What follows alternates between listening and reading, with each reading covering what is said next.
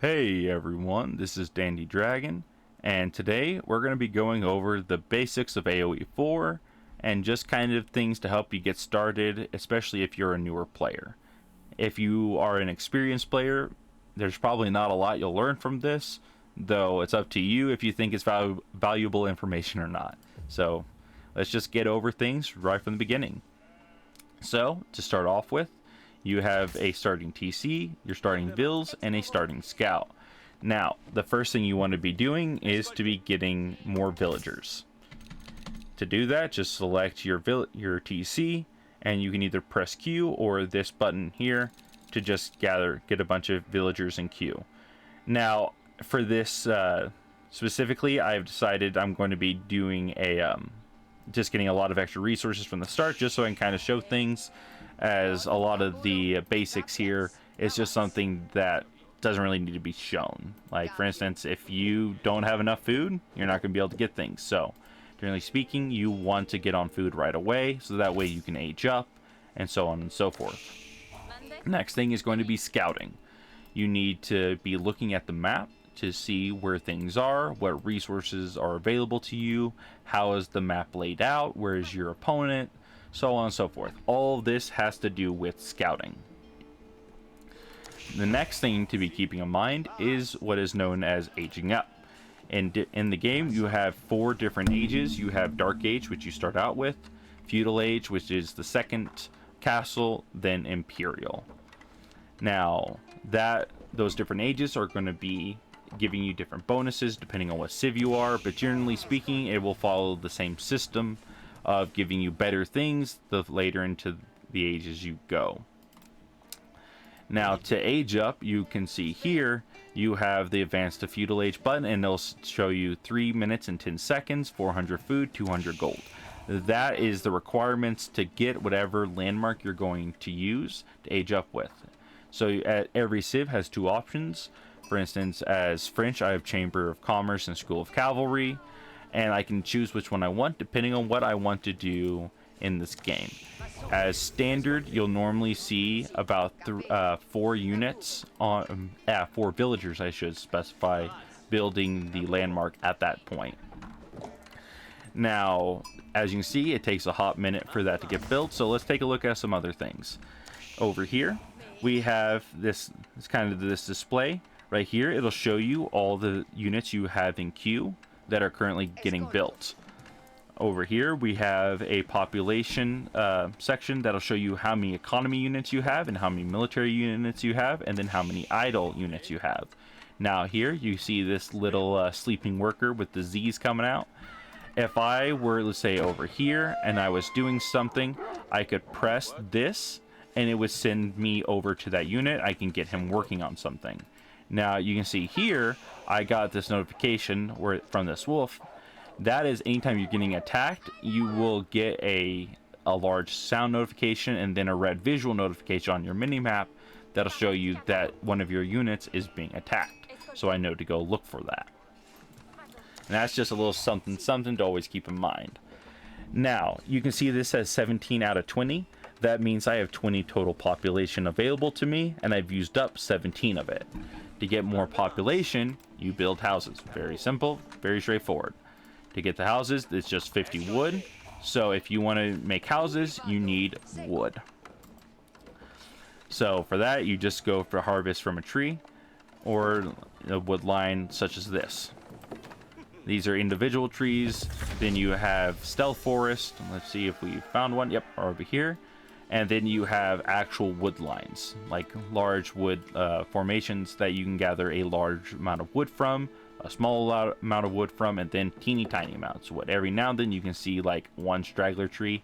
Usually you want to put your wood lines on something like this, where I say wood lines, but your villagers on a wood line like that. Now, how do you gather from these locations? You have different types of gathering nodes, such as a gold node, a stone node, berry node, so on and so forth, and you gather from them using one of these 3 buildings: mining camp, lumber camp, and mill. The general rule of thumb is you always want to have those right up on the resource and as close to as many of those resources as possible. So for instance, something like that or that would be good, or that, so on and so forth. Just touching a lot of units, something like this would not be efficient. You want to get up on that resource.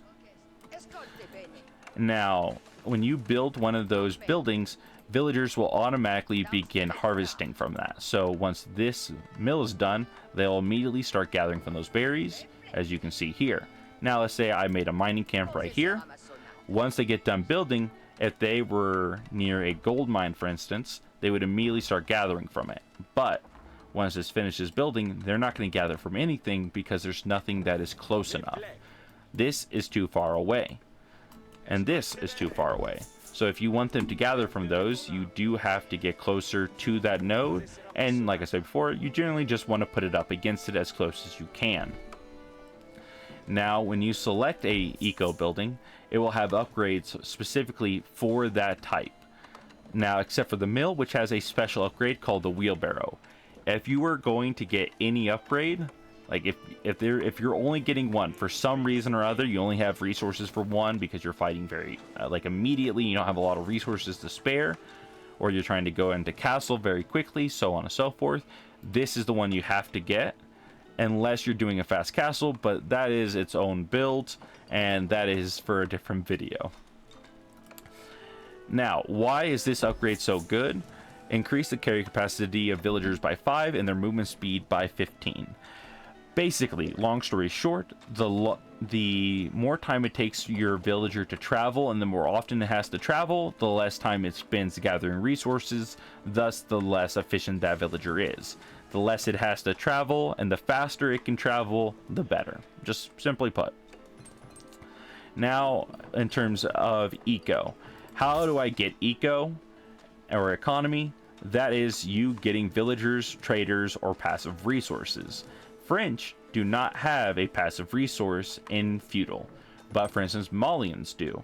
Malians can build something like a pit mine that they can put on the gold that will passively get them resource using the functions of their civilization. Meanwhile, French, their bonus in feudal for eco is that they can build TCs, or their TCs build villagers faster. So a very common tactic for French is to get a second TC. Now, I can use, you can see, I can build right here, and like a mill, the villagers can drop off food there. It can do the same as a mining camp or a lumber camp. So wherever you put a TC, you can get resources dropped off at it. So you have the decision of picking where you want to put it. Now, very often in a 1v1 or competitive format where you're fighting against other players, you generally want to put your TC somewhere it can be defended by the first TC. Basically, these two locations can protect each other.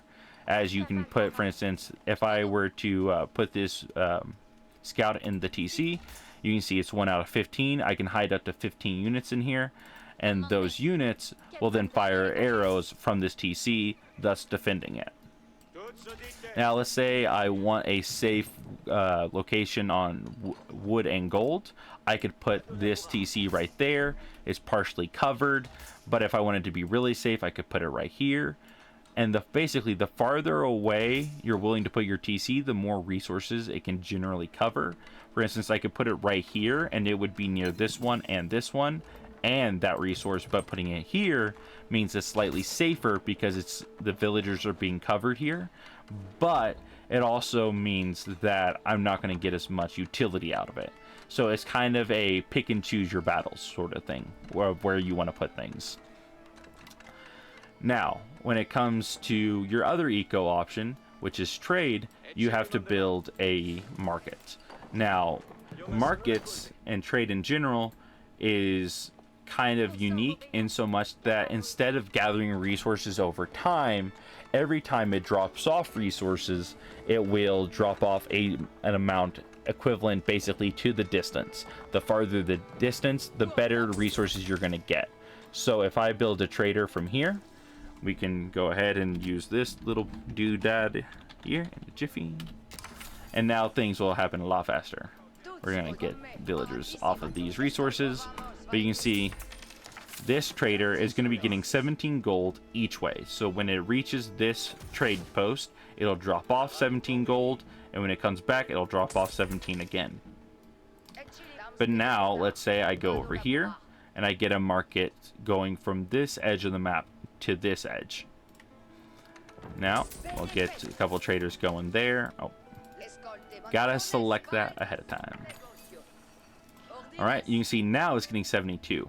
So suddenly, instead of giving me 17 gold every time it reaches something, it'll give me 72 if I go from this location.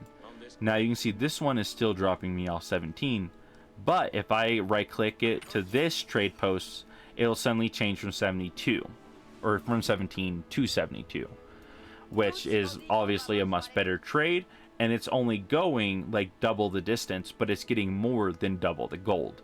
So long story short, you want to get your trade as long as possible, as often as possible. That's kind of your like go-to like general rule of thumb when it comes to trade.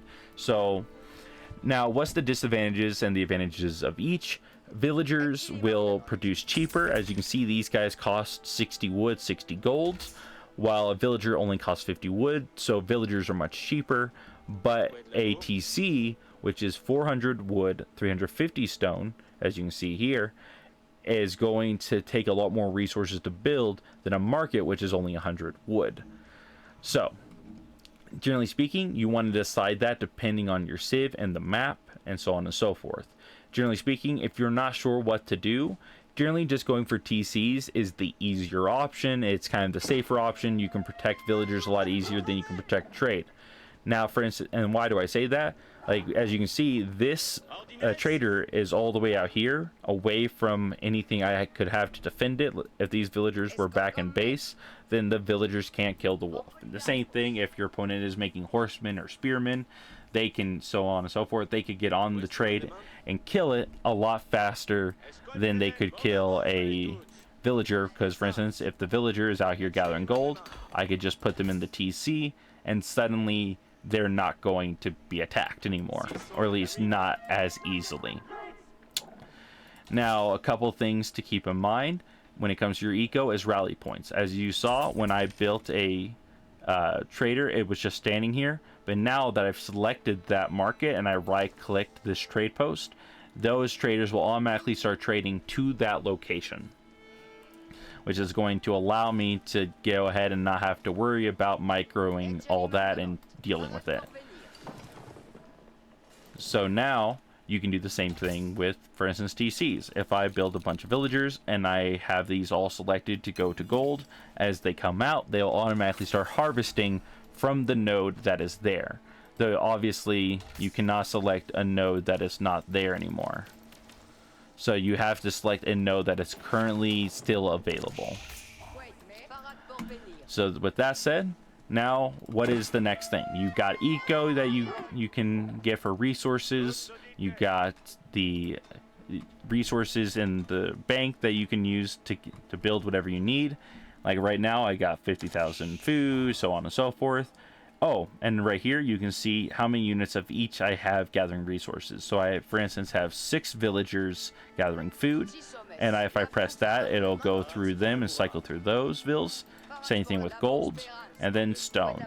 Now, once again, I can see idle villagers, so I can see if those guys are not doing anything, and I can get them to work right away. So that way my villagers are not working.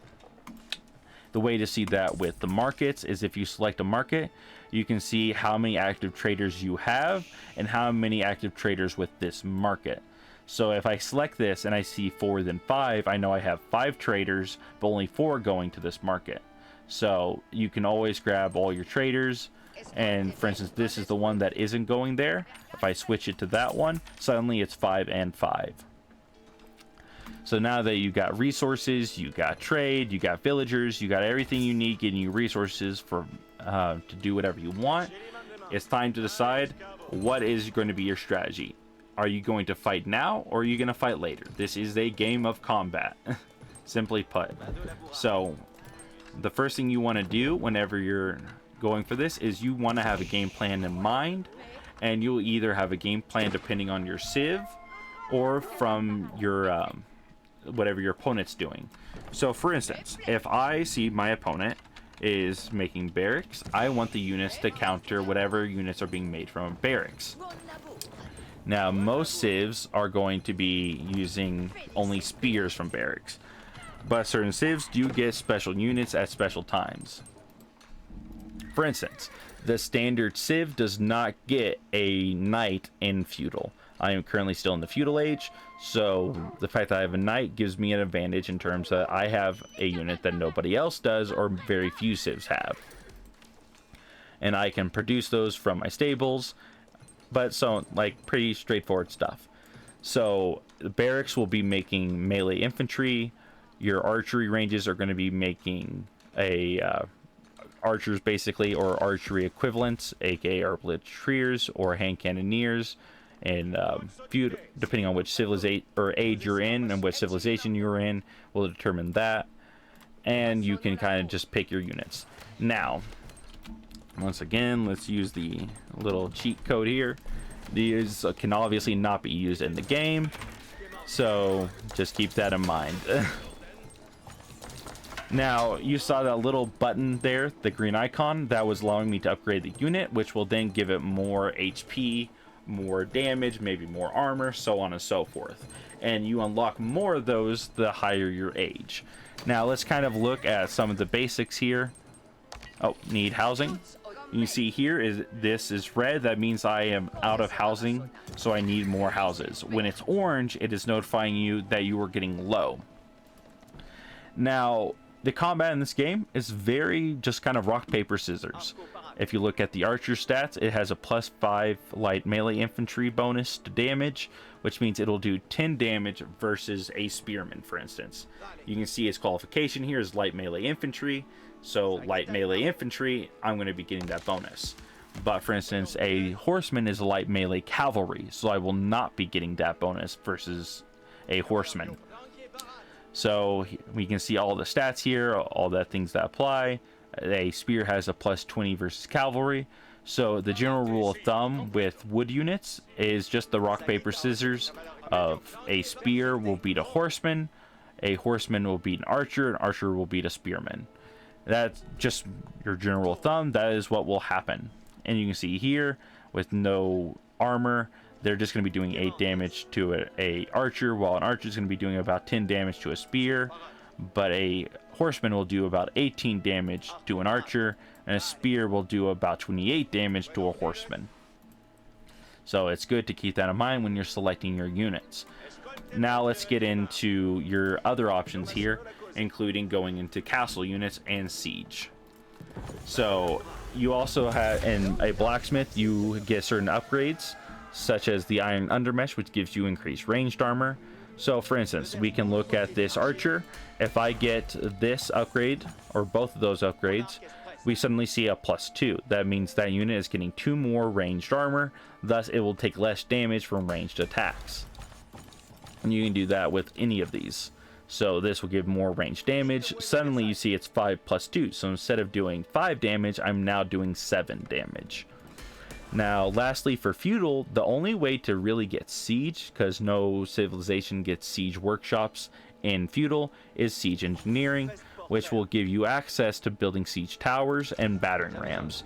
Battering rams, very simply, are very good at destroying buildings. They get siege damage specifically, which means they ignore all armor, and they get bonus damage to walls. So for instance, one ram destroying a stable that has 1500 HP, it would have to hit this 8 times. So 8 rams would instant kill a stable, or for instance 4 rams would 2-shot a stable. So the number of rams you need is going to depend on what you're trying to destroy and what its purpose is. And just like you saw with a TC, where it has this 0 out of 8, a ram has 0 out of 16, which means you can hide up to 16 units in a ram, and you can let them out, so on and so forth, and just kind of get your use out of that. Pretty straightforward unit, pretty easy to use. Now let's say you're in castle. Let's kind of look at some of the castle military and what options you have there.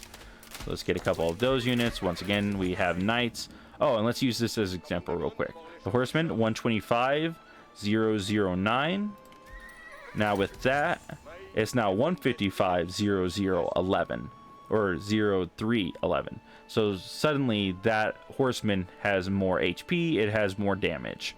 So the value of the horseman is higher with the upgrade. So getting your military upgrades will be providing you different bonuses. Now let's look at, we have heavy units, which is going to be a men-at-arms, or for instance a knight. Now a knight is a very simplistic unit. It doesn't have any bonuses, it's just really powerful. It has good stats, it has a high damage, it has high armor, high HP. Now what do you do against a unit like that? Well, you obviously play the rock paper scissors. Spearmen have plus 34 damage against a knight, so they are going to do a lot of damage to a knight. Same thing though with crossbows. You can see 14 base damage with the plus 9 versus heavy. Now instead of where an archer, for instance, had a bonus versus light melee infantry, you want to look at the exact wording. So it has to have this full term of light melee infantry that a spearman has, for instance, to do that damage. Now this just has a bonus versus heavy.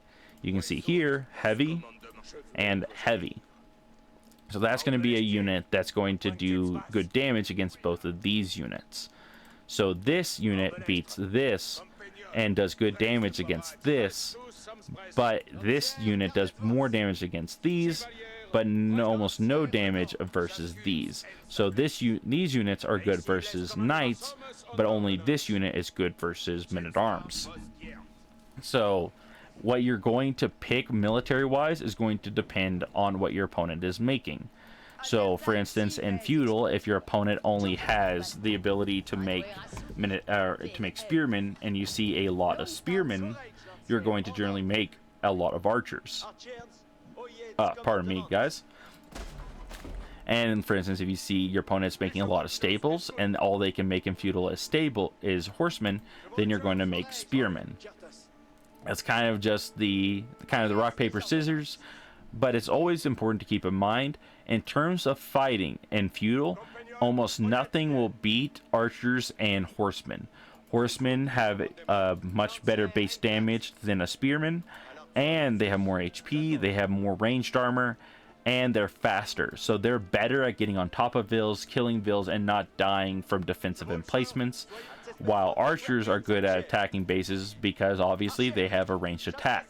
So they don't have to get close to kill units. If, for instance, if I saw vills on this wood line, or if I saw vills on this wood, like, you know, so far away from the TC, you put like 10 archers right here, you kill the vill, and then you run away. So using range to your advantage is important. Now let's look at the rock paper scissors of siege. What do they do? Oh, once again, we are a housing block, so you need some houses. Always keep an eye on that. If you're ever pop capped, you're going to be in a worse state, obviously. Now, trebuchets are your anti-building and has some bonus versus ship. And once again, they have siege damage, so they're going to do well at killing buildings that have high ranged armor. For instance, this has 50 ranged armor. It basically is going to only take 1 damage from a ranged unit unless it's siege. Same thing with mangonels. They get a large amount of damage versus archers. So they are a good unit to be hitting massive infantry blobs. They are an AoE damage unit. So that is kind of their purpose. So you have anti-building, anti-infantry, and then you have springalds. Springalds are an anti-siege unit and an anti-ship unit. So you'll be using these to get rid of, for instance, something like a mangonel. Now you go into Imperial, you have a couple more units, a couple more siege pieces like Rebalquins, cannons, culverins, so on and so forth. And basically it just kind of follows the same system of they are used to counter specific units, and it is up to you to decide what units you want to use or what units you're trying to work towards. And generally speaking, like I said before, the higher the age, the better the unit's value. For instance, a Rebalquin is considered a very, very powerful unit because it could take on like 20 men-at-arms by itself. Meanwhile, if you wanted to be able to kill 20 men-at-arms with like 10 crossbows, 10 crossbows are going to cost you more than the Rebalquin, because that would be 800 food, 400 golds instead of just 350, 500. So what is the better investment? So, and that's just for you to pick. How you want to attack a base is up to you. All of that is kind of just your decisions in the moment.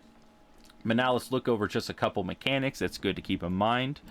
I believe we've gone over the shift clicks, but a couple more things to go with that is, along with being able to build a couple buildings, you can shift click locations. So if for instance, I click this house and I click this house and this house, they are going to go from this building to that building to that building, and they're going to build those in order. And then, for instance, if I shift click them to build a lumber camp at the end, once they finish the lumber camp, they will go to it and they will start gathering up that wood. Now you could do something similar with building infrastructure. Now let's say I need a lot of stables. I'm going to click the stable, I'm going to hold shift, and it's going to give me more build options. And I can just keep left clicking and building more stables. Now let's say I do the same thing. I go to click this archery range, and once I click it, it's gone. I don't get another one. It's not giving me another immediate option. So holding shift click will allow you to just get a lot of buildings getting built very quickly.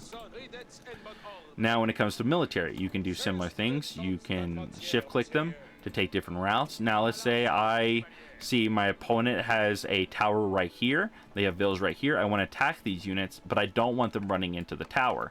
I would send the units, if I was right here, I would then shift click here, and then I would right click the unit I want to attack, so that instead of going over here where a tower may be, they can go around it and flank it. So there's value in that. But you can do that with basically any command. So let's say I want these horsemen to be getting this location protected. Like, I see my opponent needs this wood real quick. I know they may be coming for this wood line at some point, but I don't know when they're going to do it. So I'm going to right click right here. I'm going to shift click and I'm going to hold and then press the patrol button. And that's going to let these guys come over here and then just patrol this region. They're going to follow this line and just going to go back and forth until they see a military unit from the opponent or an eco unit from the opponent. So they will be doing these little things. Now you have a couple other things here, like formations. So let's just get a couple units here to go over that with. We went over the patrol. Now let's go over attack move. When you are fighting somebody, if you right click a target, they will only attack the one target. So if I were to take these archers and I right click this knight, they would only attack the one knight and they would ignore everything else until that unit is dead. Now, where the issue lies with that is if, for instance, you have a lot of melee units. For instance, I can only get so many horsemen on top of these men-at-arms. Like, just by pure size and scale, I can only get like 5 knights surrounding this one men-at-arm.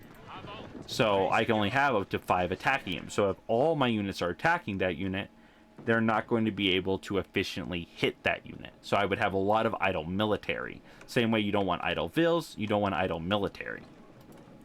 So the way to go around that, or to avoid that situation, is called attack move. So if you select A and then a location or a unit, they will travel from their current position to that location you select, whether it's a building, if it's an opponent unit, or if it's just a place on the map. I could go over here, for instance, and click here. They will travel from here to here, and if something gets in their vision, they will automatically attack it as they move. And they will each go for whatever's closest, so they don't actually just target one unit, which will save you a lot of issues. Now, on top of that, you have the different formations. You have line formation, wedge formation, and staggered formation. And you can just stand ground. Stand ground just means that no matter what happens, they will not fight. I don't like that one. I don't see a value in that one. It can be used against knights to stop spearmen from chasing, but honestly, you're usually better off just kind of like microing your units, simply put. And wedge formation, I don't see a value in this one much either. It puts this kind of spearhead formation, but generally speaking, you want as many units fighting as possible, or at least, you know, as efficiently as possible. If you're going for this formation, you might as well go for staggered formation. It's going to get more units to the front, thus more DPS, and basically the reason you would go staggered formation is to avoid like AoE damage from a unit like the Mangonel. So let's get the Mangonel over here in range. Now obviously I can't damage my own units, but you can kind of give an idea here. This will fire, it's going to hit this area, and you can see it would hit like these 4 units. But now, if I get out of staggered formation, if I were to attack right here, instead of just hitting like 2, 3, maybe 4 units, it's going to be hitting like 6, 7, 8, 9, so on and so forth. So when fighting something like a mangonel or something with AoE damage, you're going to want staggered formation. Now, line formation is very similar. Once again, you're going to have more units that are going to be harder to hit. So let's say I hit here, only about 3 or 4 units is going to get hit, same as the stagger formation. But instead of it getting more units farther back, thus, you know, less units are in the fight, usually speaking. Or if you're a archer blob or ranged blob, it's going to allow you to get more of your units avoiding melee attacks. The line formation is better for melee attacks. It's going to allow you to get more, or it's, I guess is a better way to put it, it's better for DPS. Staggered is more defensive, more turtley, while line formation is better for aggression. Because what it's going to allow you to do is get more of your units forward. Because, for instance, if I did this, you can see they're going to make these 4 columns. So these front 2 lines are, I say columns, rows, whatever. These front 2 rows are going to be able to fight, but maybe these back 2 can't. So especially if you're using a bunch of melee infantry, you're not going to want that. So if you go into line formation, though, suddenly I basically only have 1 row and only a couple units in the back. So the more melee infantry you have, or the more you are like winning a fight with your ranged units, the more likely you want line formation. And now, just a quick note, now that I'm seeing it here, good to note, you can see the time these villagers are spending walking is time villagers could be spending just gathering resources. So the way to avoid this is to get more gather buildings. So for instance, if you were having to travel a long way, having the slumber camp closer is going to save you more walk time, so that way you're not walking this massive distance. The same thing is if you are getting farms. For instance, if I surround a mill like this, they don't have to walk very far. So these guys will just go back and forth very quickly, and it's not very time consuming. But let's say I had farms going out to over here. If I were to try to gather from over in this position, you can see the walk time is massively increased. So you're wasting a lot of gather time. So you basically want to have something touching each resource. Now, specifically with farms, you can usually have 1 farm per mill. So you can, I believe it's, yes, 8. You can have 8 farms around each mill, and that's kind of just the general layout you want to have. Pretty straightforward. So to kind of go over everything again, just one last time, you can have a build order that will decide how you do things in what order, so you can get onto different resources and different military, different ecos, whatever you need as efficiently as possible. You can kind of discover those on your own, or you can just look them up. You have different forms of economy, either passive, villager, or trade. Generally speaking, trade, the longer the trade route, the better it is. But the more they are expensive eco units to buy, but the market itself is cheap. But they are out on the map and technically are more able to be killed out from under your nose, so to speak. While villagers are a little bit easier to defend, but villagers only cost food, but they gather at a set rate, and it may not be as good as, for instance, your trade. So depending on what your situation is, what civ you are, what map you're on, will decide what you pick of those. Always remember to have your infrastructure for drop-offs in a good location, so you're not getting a lot of walk time. Usually, like you can see these little squares that show up, generally about something like that with a wood line or something like that is about, if you get, like for instance, I would put a lumber camp right here, but if it was only like 1 tile, one of these little brackets here, then I would probably just let it be and just keep going. It's just about the efficiency. Always remember your military. Always remember the rock, paper, scissors. And if you're going to destroy a building, you want rams more than anything. But if you don't have access to rams, then you want to be using infantry, or at least a melee unit in general. It may not be spears. It could be knights, could be horsemen, could be men-at-arms, whatever. And a good rule of thumb is always remember, if it's made of stone or has stone upgrades, you generally need siege. You can't destroy walls with the infantry, and you generally don't want to try to kill a keep or something with just a few infantry units or a couple horsemen or what have you.